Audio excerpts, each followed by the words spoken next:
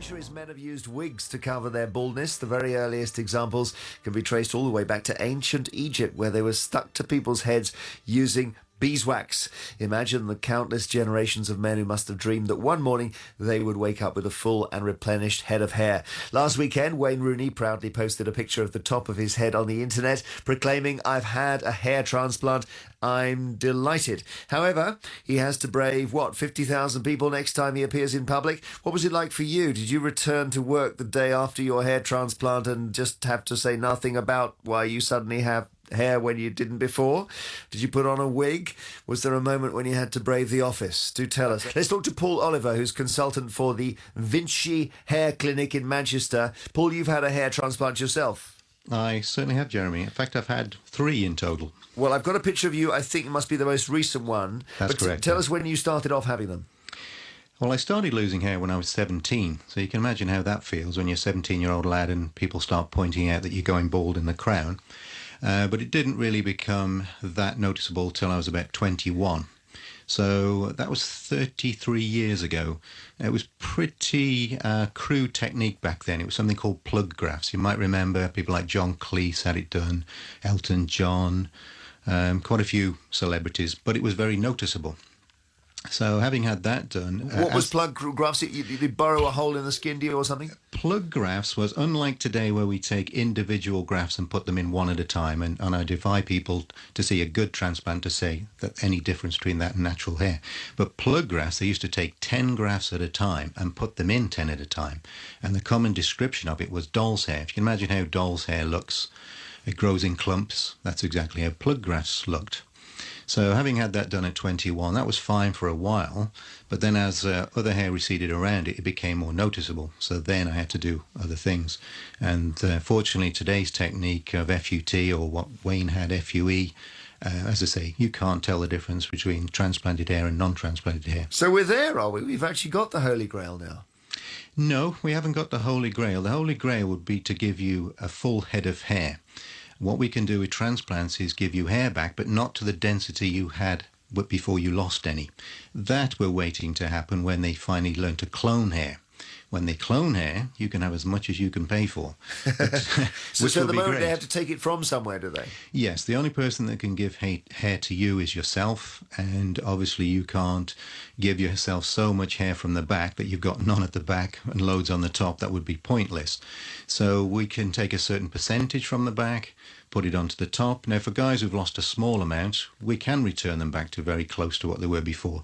But if you've lost a lot of hair, we can give you a decent result. And if people look at my pictures on the website, you can see what we can achieve, but we can't give you hair like yours, Jeremy. You've got a very fine head of hair. We can't give people that. Oh, no. I need to get started on some of these techniques, I think. But what's the difference between FUT and FUE, do you think? FUT is where we take a strip of follicles from the back and the side of the head.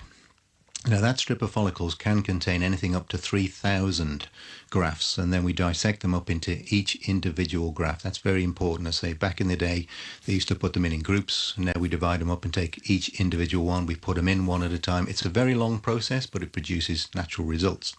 With FUE, there's no strip taken from the back of the head. We remove the grafts one at a time. It is a more expensive technique. It takes a lot more of the surgeon's time, but this alleviates the problem for some people who are worried about having a scar on the back of their head. So it is fascinating, this sort of technical stuff, but when he's having it done, is he just sitting there reading a magazine, or is he out cold? No, we don't put you to sleep. It's just a local anaesthetic. People either listen to their iPod or they watch a movie. Watching the movie is the most popular. Some people fall asleep because you can't actually feel what they're doing.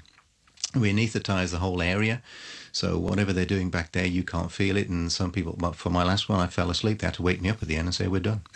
And how long would it take to do Wayne's, which we can all picture in our minds? For Wayne's, because it's FUE, you're probably looking at about 8 hours. He may even have spread that over 2 days. Wow, so he's got to sit there not fidget for quite a long time. Yes.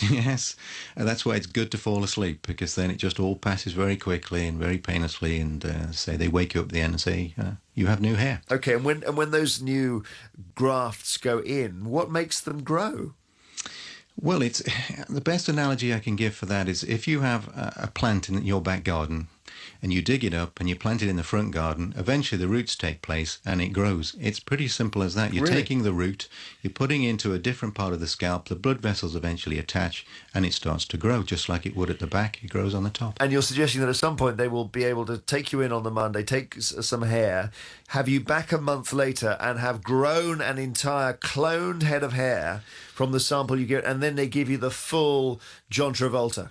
Well, they've been working on that for some time. We're all hoping that they finally crack that one. If they can completely clone a sheep, we don't understand why they can't clone a single hair, but they haven't managed it yet. But when they do, then Wayne can have a full head of hair, and everybody else who can afford it can have a full head of hair. And one last question for you, which is that we were talking about at the moment you have to reappear with your new hair, Yeah. and sort of steeling yourself for that. Did you have a moment?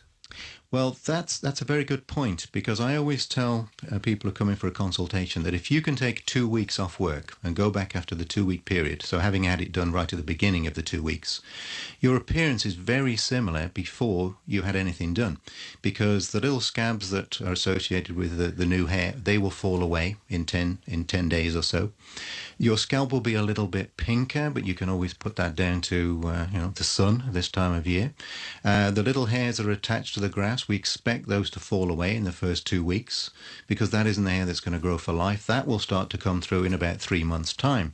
And then over 3 months, 4 months, anything up to 9 months or more, your hair just gradually gets thicker and thicker. And because it happens so slowly, you might find this hard to believe, but if you don't tell people, they don't notice. You're very conscious of it. You think everybody's looking at you, but they don't notice. Now, if anybody happens to say, just a minute, don't you have a lot more hair than you had 10 months ago? People say, oh, yeah, this new great shampoo I bought on the internet from America, it's marvellous. They would rather say that than say they've had a transplant. So if you can keep that time period of a couple of weeks, you can go back to work, you can keep it confidential, and that's fine. It's different when you have a hair system or a wig. You go back to work on Hair Monday. system, is that what they call them now? That's what they call them today. The people in the business of wigs will never call it a wig. They call it a hair system. Now, when you go with that, you go back to work with that, people talk to your hair. They don't talk to you in the eyes for at least 6 months. but the hair system does still look good, doesn't it? But it just looks preposterous. It can. The very expensive ones can look very good. There's a lot of well-known celebrities and sports people out there with them. They can look good, but they take a lot of maintenance. They have to be removed every month and refitted. They have to be recoloured. The scalp underneath has to be washed every month. Really? And do you glue them down? They're glued on, yeah. Yeah. So they don't come off in a high wind or anything? Hopefully not. No, they shouldn't do. Okay. But I tried it when I was in my early 30s. I absolutely hated it. I couldn't wait to get rid of it. That was the biggest mistake in hair I've ever made, and I'll never do that again. Thank you very much for talking to us. Really interesting as well. Thank you. Paul Oliver, we love doing technology, and hair is technology really here. Consultant for the Vinci Hair Clinic in Manchester.